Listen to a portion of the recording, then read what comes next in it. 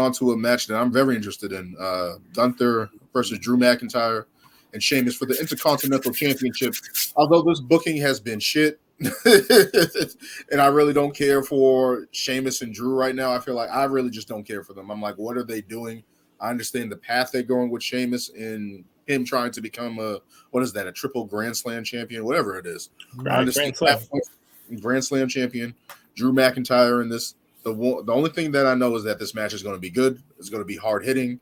It's going to be impactful, and it's going to be crazy. But I'm going to go there. I feel like they have to keep building him up right now until probably SummerSlam or whenever he drops the belt. Because I think they go to London for Money in the Bank. I can see him dropping it there, dropping it to somebody else like a Sheamus or a Drew at that time.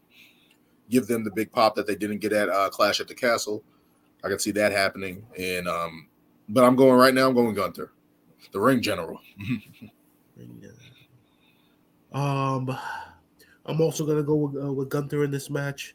Like Daniel stated, the build to this feud has been also been poor.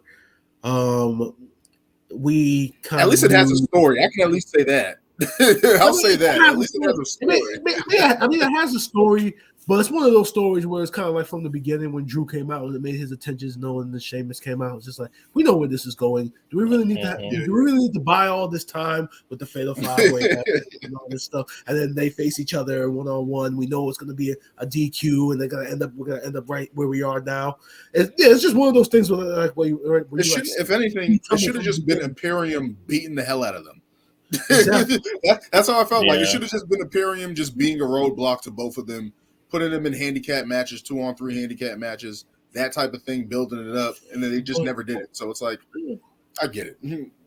Yeah, but as far as the match quality we're gonna get a very hard hitting affair. I mean, they're gonna go at one another, and you already know that with Drew McIntyre, he still hasn't gotten that moment per se yet. It was stolen from him by COVID, but So that's always in the back of your mind. But I gotta go Gunther because they're still trying to build him. I mean, how many was it over 300 days now? He's been Intercontinental Champion. Mm-hmm. So these long title runs that mean something. That's something. He's been impactful. This mid-card title, which was treated like crap for all this time, now you're getting these legitimate runs, which mean a lot. So, I gotta go Gunther. Yeah, I've always loved the IC title when it meant something, and that's when it's always great. That's always been the workhorse title. Yeah, those are the guys that you saw on. That was like WCW's TV title. You saw it on week. Before a time period, the Intercontinental. I mean, remember last year's WrestleMania, no US title match and no Intercontinental title match. That's crazy. Vince did not care about those titles at all. Exactly. And it was just like, if you don't care about them, get rid of them. But just make a ranking system. If that's the case, if there's going to be nothing for the mid card, just make a ranking system. But yeah, I'm definitely one Gunther, and like Brian said, they threw Drew in there just because they need to make it a big, hard hitting. These guys killing each other, slapping each other, dropping each other like everywhere around the ring. Crazy type match, and I feel it in the ring. Yeah, exactly. Needing men slapping meat. Where's Big E at? That's all they needed was Big E. It would have been crazy. I need Big E back. Yeah, and I feel like it's a triple threat. It's no DQ, right? Triple threats are no DQ, right? Yeah, I think that's a rule. Yeah, that's a WWE rule. I mean, I'm just saying, most likely Imperium's going to come out and help him too and make sure he wins. Or not. I don't know. It should be no DQ. I'm pretty sure. I'm pretty sure Triple Threats is no DQ, but either way, Gunther's been built too hot to lose. Yes, Sheamus has that, he finally gets the title. I feel like that time has passed. Gunther's too hot of a run. He's been a great, showing. Didn't he have that great ass moment with Brock Lesnar in the Rumble and shit? Yep. he's definitely going to be in the title picture soon. I don't think he'll drop the title now. Maybe he could drop it on Monday. You know, again, create a new, you know, get him out of there, catapult him up, you know, get some new people into the title hunt. But yeah, I think for sure he's winning it though. Chances Drew McIntyre turns heel. Is there any chance of that happening? Let's say. I feel like he needs it. Yeah, like anybody at this point in time needs a different change up. It's probably it, right?